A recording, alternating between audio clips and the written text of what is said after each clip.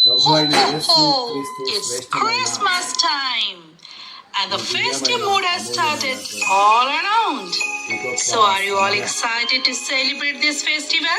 క్రీస్తు యేసునాథుడు అనుగ్రహించినందుకు ఆయనకు కృతజ్ఞతలు తెలియజేస్తున్నాను.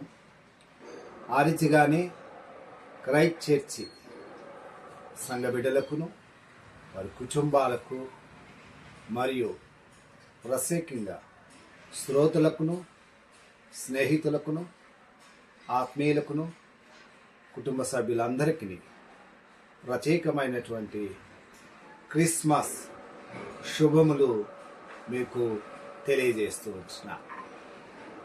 క్రీస్తు యొక్క జన్మదినము యొక్క ఉద్దేశము ఏమిటి?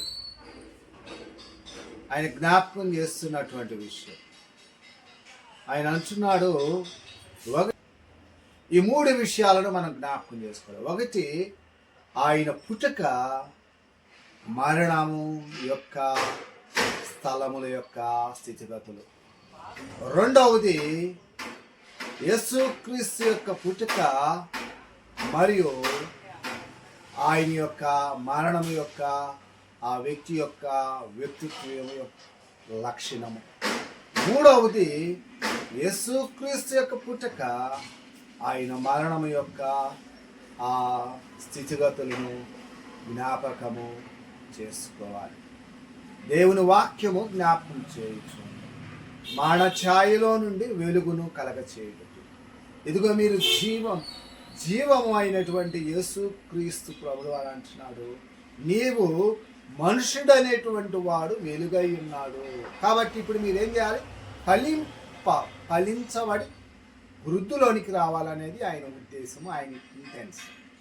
అందుకే అంటాడు, ఇది మొదలుకొని మితి లేకుండా దానికి వృద్ధియు క్షేమమును కలగచేయు సర్వకాలము యెహోవా ఆసక్తి కలిగి దీనిని నెరవేర్చును.